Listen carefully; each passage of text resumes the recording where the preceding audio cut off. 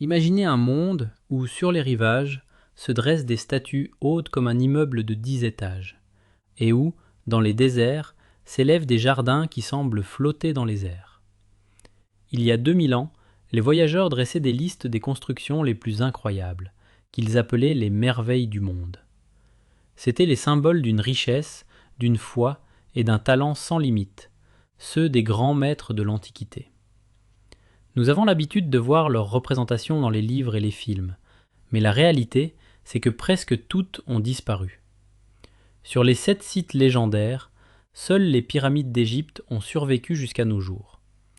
Tous les autres chefs-d'œuvre ont été réduits en poussière, sont devenus des pierres au fond de l'océan ou les fondations de simples maisons d'habitation. Où sont passées ces constructions gigantesques et pourquoi l'humanité n'a-t-elle pas réussi à les préserver ? Nous allons voir comment exactement les plus grands monuments de l'histoire ont péri et ce qu'il en reste vraiment. C'est l'histoire de la façon dont le temps, les catastrophes naturelles et la folie humaine ont effacé de la carte du monde ce qui semblait éternel. Pour comprendre comment les merveilles du monde ont disparu, il faut réaliser à quel point ce monde était différent.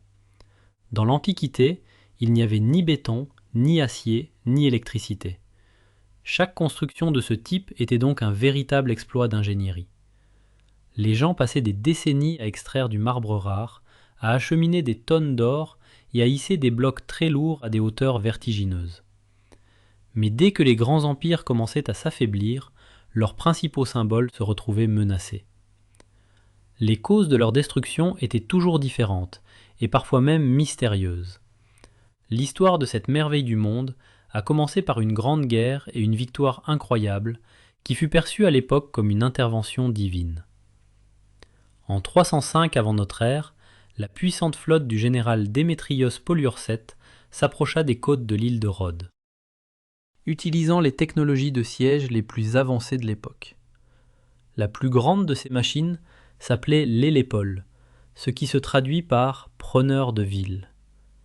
C'était une tour gigantesque sur roues, recouverte de plaques de fer pour la protéger du feu et équipée de puissantes catapultes.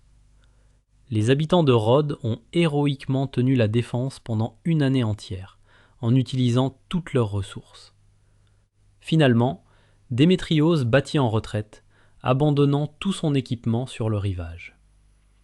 Au lieu de simplement démanteler les machines abandonnées, les habitants décidèrent de transformer ces symboles de guerre en un monument à leur liberté. Ils vendirent les tours de siège pour une somme colossale et engagèrent le célèbre sculpteur Charès pour qu'il crée une statue du dieu du soleil, Hélios. Le plan initial était modeste, mais les ambitions des Rhodiens grandissaient. Au début, ils demandèrent une statue de 18 mètres de haut, mais ensuite, ils voulurent la doubler. Le sculpteur accepta, sans se rendre compte que doubler la hauteur nécessitait 8 fois plus de matériaux. La construction commença en 292 avant notre ère et dura 12 ans. Pour soulever les lourdes pièces en hauteur, Charès utilisa une méthode inhabituelle. Autour de la statue, on érigea un énorme remblai de terre qui grandissait en même temps que le monument. Quand le travail fut terminé et la terre retirée, un géant de bronze étincelant de 33 mètres de haut apparut aux yeux de tous. Le colosse se dressait sur un piédestal de marbre blanc à l'entrée du port. À l'intérieur, il y avait une solide armature de poutres en fer et de blocs de pierre, et l'extérieur était recouvert de plaques de bronze forgées. Les rayons du soleil se reflétaient sur le métal, et les marins pouvaient voir l'éclat aveuglant de la statue à des kilomètres à la ronde.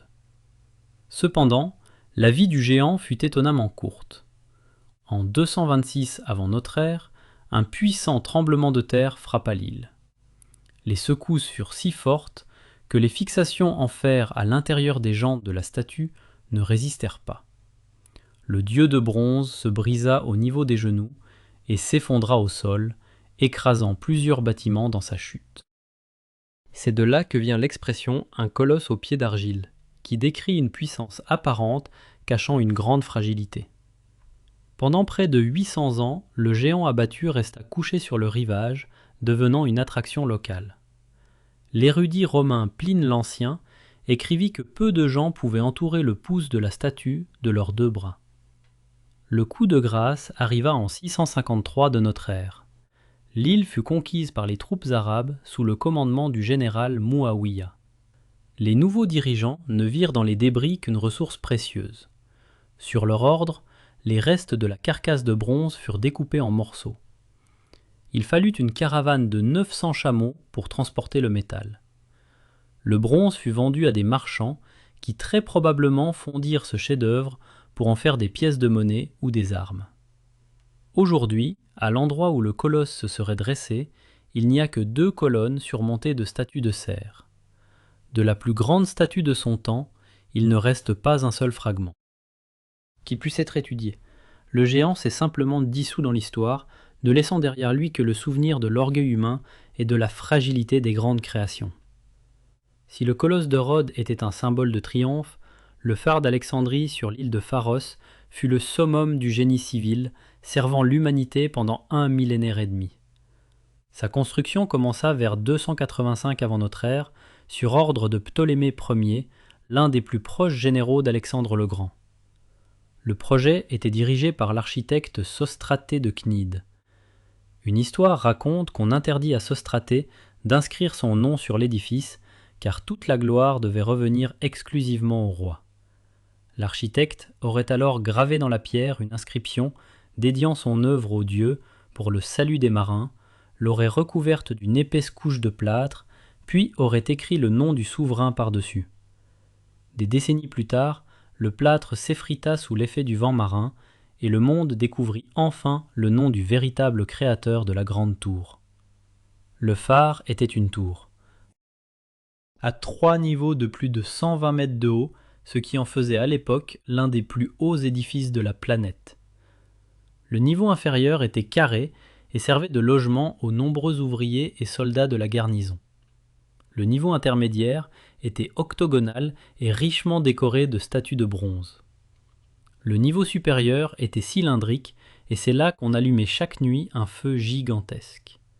Pour que la lumière soit visible à une distance de 50 km, les Grecs utilisaient un système complexe d'immenses miroirs en bronze poli. Ces miroirs focalisaient les rayons avec une précision d'orfèvre et les projetaient loin en haute mer. Le jour, une épaisse colonne de fumée s'élevait en permanence au-dessus de la tour, servant également de repère fiable pour les navires marchands qui venaient de toute la Méditerranée vers la riche Alexandrie. Pour assurer le fonctionnement ininterrompu du phare, il fallait des tonnes de bois sec. Le combustible était monté jusqu'au sommet par une large rampe en spirale à l'intérieur de la tour, à l'aide d'ânes de bas robustes. Le phare était si solide et si fiable qu'il survécut sans encombre à la chute de l'empire des Ptolémées, à l'arrivée des légions romaines et à la conquête arabe qui suivit. Mais le temps et les rigueurs de la nature érodaient peu à peu ces puissantes fondations. Le premier dommage vraiment sérieux survint en 796 de notre ère, lorsqu'un violent tremblement de terre détruisit complètement la partie supérieure de la tour, y compris son système d'éclairage unique. Après cet événement, le phare cessa de remplir sa fonction principale et devint pour de longues années une simple tour de guet pour la surveillance de la côte. Plus tard, les souverains arabes tentèrent de restaurer le bâtiment, mais au lieu du feu de signalisation, ils installèrent un dôme de mosquée au sommet. C'est à cette époque que remonte une mystérieuse légende sur un espion byzantin.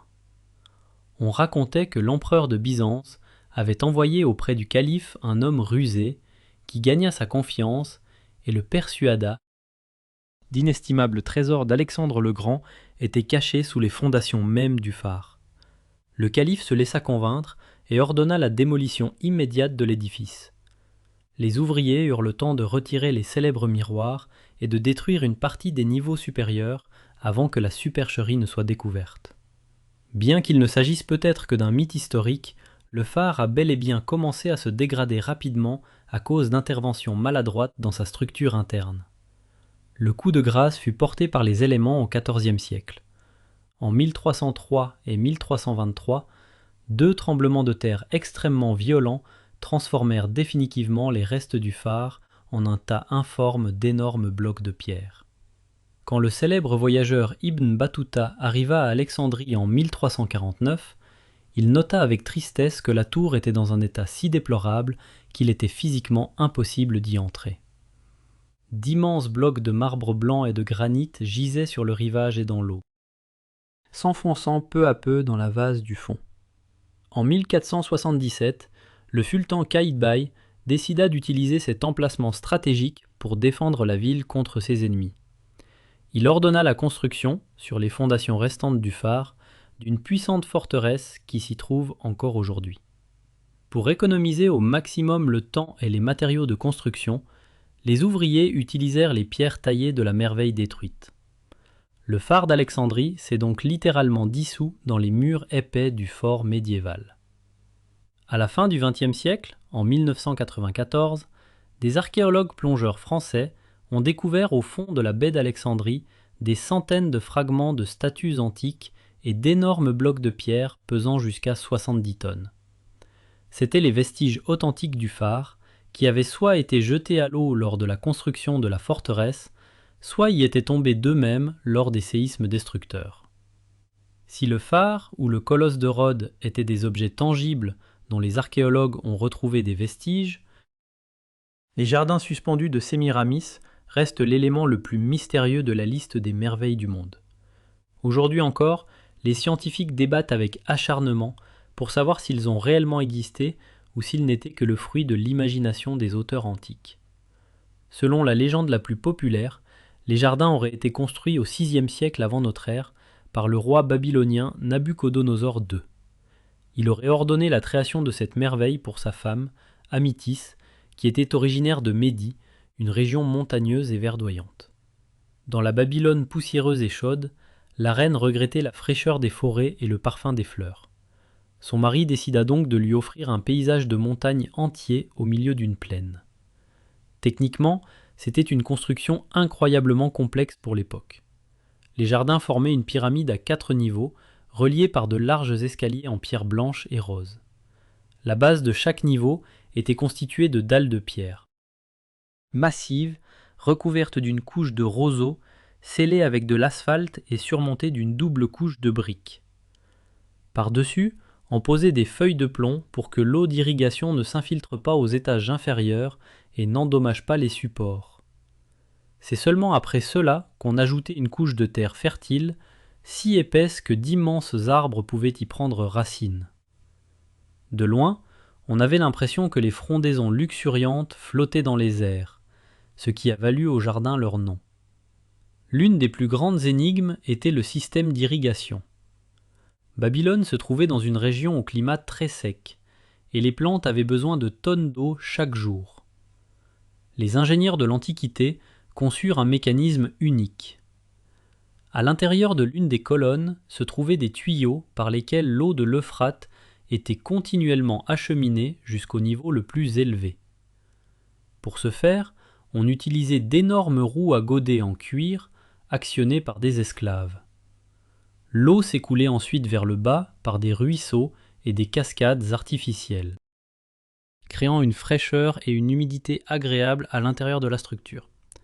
C'était le premier système d'irrigation à grande échelle au monde, fonctionnant dans un bâtiment à plusieurs niveaux.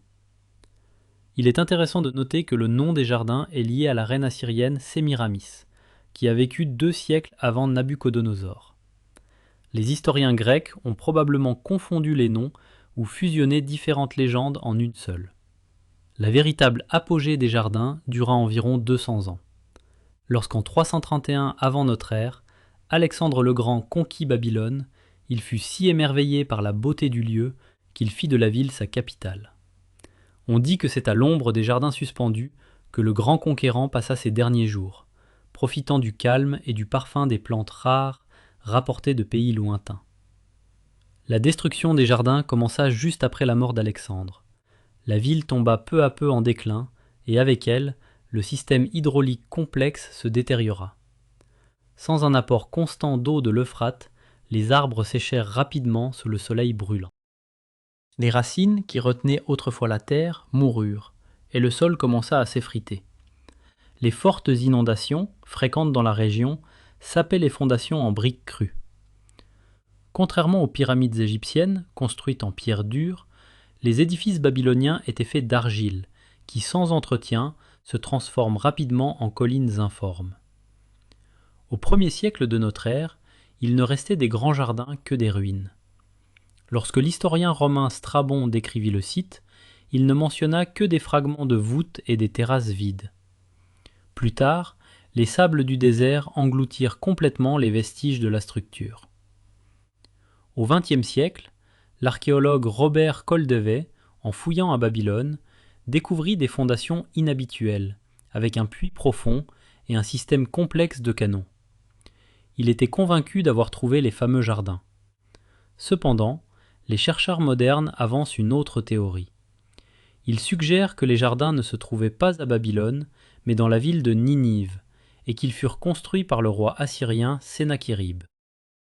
Cela expliquerait pourquoi aucune inscription claire concernant la construction d'un projet aussi grandiose n'a été trouvée à Babylone même. Quoi qu'il en soit, les jardins suspendus de Sémiramis ont complètement disparu, ne laissant derrière eux pas même un morceau de mur ou un fragment de bois.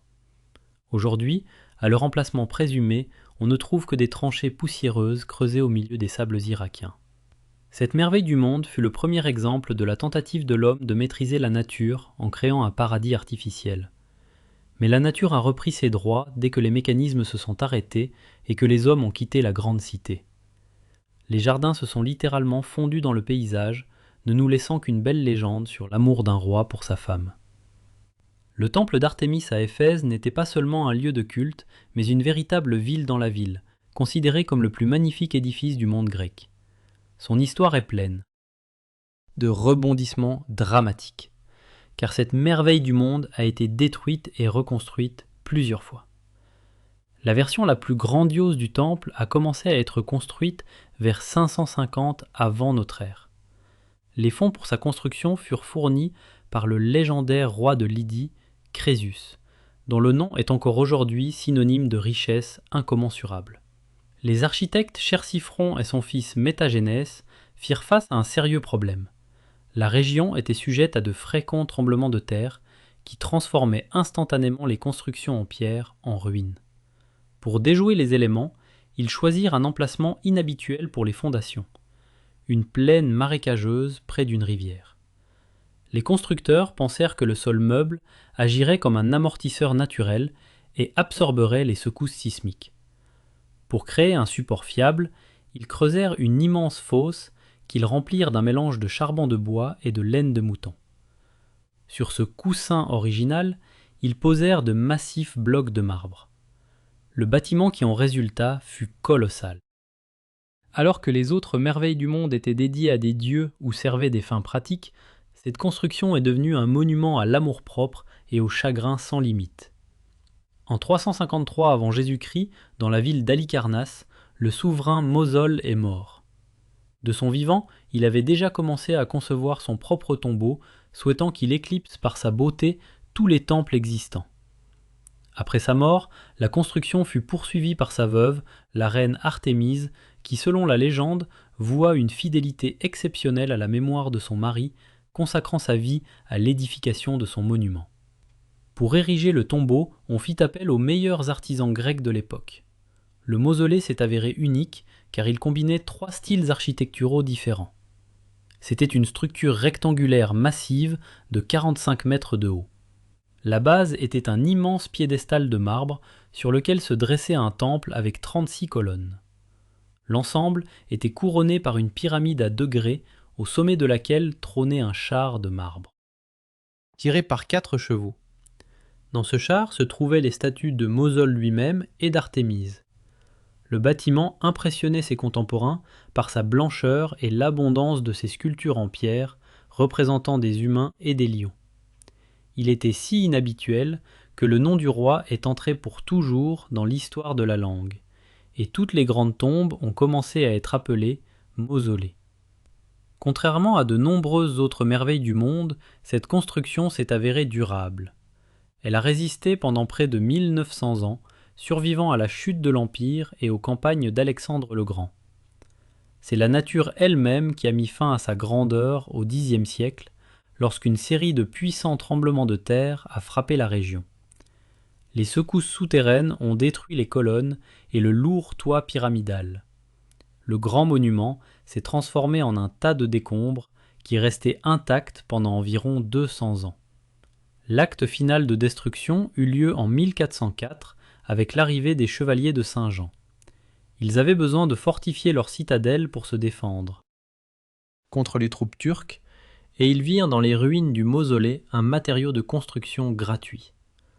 Les éléments de l'ancienne structure ont été peu à peu réutilisés pour les besoins de la construction. Une histoire raconte que les chevaliers découvrirent à l'intérieur des ruines une chambre secrète abritant un magnifique sarcophage. Mais lorsqu'ils revinrent le lendemain matin, la pièce avait déjà été pillée par des pirates. Au XIXe siècle, à l'emplacement du mausolée, il ne restait plus qu'un profond fossé. Aujourd'hui, des fragments du char gigantesque sont conservés au British Museum, et sur le lieu d'origine du monument, on ne peut voir qu'un espace vide avec des débris de colonnes. Contrairement à toutes les autres merveilles du monde, cette création ne se trouvait pas à ciel ouvert, mais à l'intérieur d'un temple. En 435 avant Jésus-Christ, le grand sculpteur Phidias acheva son travail sur une statue qui devait incarner la majesté du dieu suprême des Grecs. Zeus était assis sur un immense trône en bois de cèdre, orné de pierres précieuses. Sa silhouette était si grande que si le dieu avait voulu se lever, il aurait tout simplement détruit le toit du temple. La hauteur du monument atteignait 15 mètres. Phidias utilisa la technique chryséléphantine.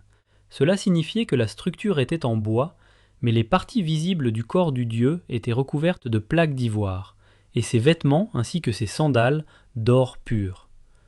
La statue semblait vivante. Les yeux de Zeus étaient faits de grosses pierres précieuses, et sa tête était ornée d'une couronne d'or en branches d'olivier. Dans sa main droite, il tenait la déesse de la victoire, Niké, et dans sa main gauche, un sceptre au sommet duquel était perché un aigle. Les pèlerins qui entraient dans le temple ressentaient une véritable crainte révérentielle. On raconte que lorsqu'on demanda à Phidias s'il avait vu le dieu en personne avant de commencer son œuvre, il répondit qu'il avait simplement suivi les descriptions des poèmes d'Homère. On dit qu'après avoir terminé la construction, le sculpteur demanda à Zeus un signe pour savoir s'il approuvait son travail. Au même instant, la foudre frappa le sol en marbre noir du temple sans endommager la statue elle-même. Pour que l'ivoire ne se fissure pas à cause de l'humidité ou de la sécheresse, les prêtres enduisaient constamment la statue d'huile d'olive. Devant le trône, on avait creusé un bassin spécial rempli d'huile, qui non seulement préservait le matériau, mais reflétait aussi la lumière venant des portes. Cela créait un effet de lueur mystérieuse, semblant émaner directement du dieu. Pendant près de 800 ans, le Zeus d'Olympie est resté le principal sanctuaire du monde antique. Même l'empereur romain Caligula, connu pour sa folie, tenta de faire transporter la statue à Rome pour remplacer la tête du dieu par son propre portrait. Cependant, la légende raconte qu'au moment où les ouvriers s'approchèrent du monument, la statue éclata d'un rire si puissant que les échafaudages s'effondrèrent et que les hommes, terrifiés, s'enfuirent. La fin de sa grandeur est venue avec le changement de l'ordre mondial. En 391 après Jésus-Christ, l'empereur Théodose Ier interdit les Jeux olympiques et ferma tous les temples païens. Le temple de Zeus fut abandonné et ses riches décorations devinrent une proie facile pour les pillards. Au début du 5e siècle de notre ère, vers l'an 416, on décida de sauver la statue. Elle fut démontée et transportée à Constantinople dans la collection privée d'un riche fonctionnaire nommé Lausus. Là, elle resta encore quelques décennies parmi d'autres chefs-d'œuvre antiques. La tragédie finale se produisit en 475 après Jésus-Christ. Un immense incendie éclata à Constantinople, détruisant des quartiers entiers de la ville. Le palais de Lausus brûla entièrement et avec lui, la grande statue périt dans les flammes. La structure en bois s'enflamma instantanément. L'or fondit et se mêla aux cendres, et les plaques d'ivoire furent réduites en poussière. De l'un des monuments les plus chers et les plus majestueux de l'histoire, il ne resta rien, si ce n'est des descriptions et des images sur d'anciennes pièces de monnaie. Le temple d'Olympie lui-même, où se trouvait autrefois Zeus, fut définitivement détruit par un puissant tremblement de terre au VIe siècle. Aujourd'hui, sur le site du temple, ne gisent que des colonnes renversées, rappelant l'échelle de la construction. Et dans le musée local, on ne peut voir que l'atelier de Phidias, que les archéologues ont découvert près des ruines. L'histoire des 6 merveilles du monde disparues n'est pas une simple liste de catastrophes, mais un exemple frappant de la nature éphémère de la gloire humaine. Nous avons vu que ni la taille colossale, ni l'or, ni la puissance militaire n'ont pu sauver ces édifices de leur fin inévitable. Chacun d'eux a péri à sa manière. La seule merveille qui nous reste, la grande pyramide de Khéops, n'a survécu que grâce à son extrême simplicité et à son incroyable masse de pierre, impossible à brûler ou à démanteler facilement. Tous les autres chefs-d'œuvre sont devenus des mythes, nous laissant imaginer à quoi ils ressemblaient vraiment. Aujourd'hui, les archéologues continuent de chercher des fragments de ces constructions, espérant reconstituer pièce par pièce ce qui unissait autrefois l'humanité dans sa quête de perfection et de beauté.